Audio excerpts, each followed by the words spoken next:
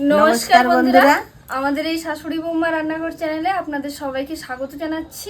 আজকে আমরা একটা দুর্দান্ত রেসিপি করব। রেসিপিটি লাউ পাতা দিয়ে রুই মাছের পাতুরি হবে। তো আপনারা ভিডিওটি দেখতে থাকুন, খুব ভালো লাগবে।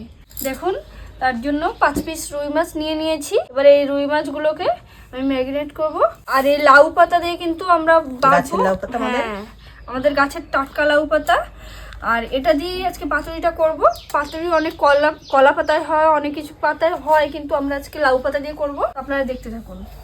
দেখুন, পেস্ট করে নিয়ে এসেছি কালো সর্ষে, সাদা সর্ষে, পোস্ত, চালমগজ আর লঙ্কা, পেঁয়াজ, রসুন সব আমি পেস্ট করে নিয়ে এসেছি।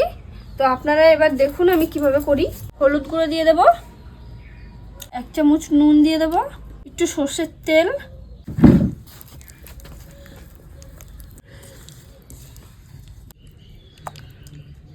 মাখানো হয়ে গেছে। দেখুন আমাদের এই ক্ষেত থেকে কি সুন্দর লাউ পাতা নিয়ে এসেছি, টাটকা লাউ পাতা। আর এই লাউ পাতাদের সাথে খেতে কিন্তু খুব ভালো লাগবে। তো আপনারা দেখুন আমি কিভাবে এটাকে তৈরি করি। এবার একটা কাঁচা লঙ্কা দিয়ে ভালো করে পেঁচিয়ে নেবে। এইভাবে ভালো করে ভাজ করতে হবে।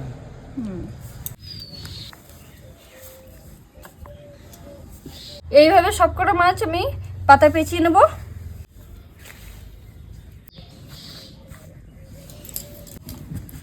দেখুন আমি সবগুলো মাছ আমি এইভাবে পাতায় পেঁচিয়ে নিয়েছি। এবার উনুনে কড়াটা বসিয়ে দেবো। এবার কড়াইতে একটু তেল দিয়ে দেবো। এবার এই মাছগুলো দিয়ে দেবো।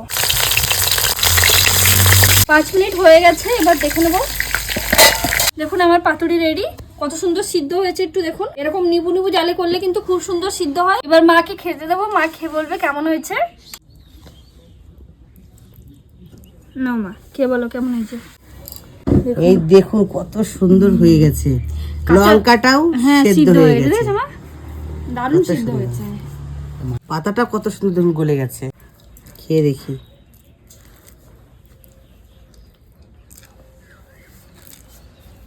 খুব সুন্দর হয়েছে খেতে। আর মাছটা খাই, মাছটা কত সুন্দর সেদ্ধ হয়েছে দেখুন। এবার আমরা যদি কলা পাতায় করি তাহলে কলা পাতাটা কিন্তু খাওয়া যায় না, কিন্তু লাউ পাতাতে করলে লাউ পাতাটা খাওয়া যায়।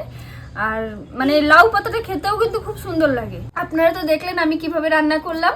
আপনারাও বাড়িতে এই রান্নাটা অবশ্যই করবেন, খুব দুর্দান্ত একটা রান্না কিন্তু।